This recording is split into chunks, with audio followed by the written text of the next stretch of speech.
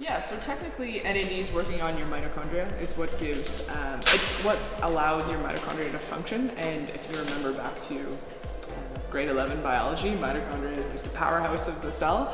So it's how we get energy, it's how we function, it's how ATP ends up being made through like a whole long process. So anything that would deplete your energy, theoretically this would build it up again. Any sort of chronic disease, if we fix the cells, if we fix the base of why there is chronic illness, then theoretically that should get better. Pain should be improved. And as we age, mitochondria have a tendency to slow down and die? Yeah, definitely. So our stores of NAD as we age start to decrease, and then we start to notice like cellular aging, and then the die-off of those aging cells. So what we want to do is anything to support mitochondrial function, bring them up.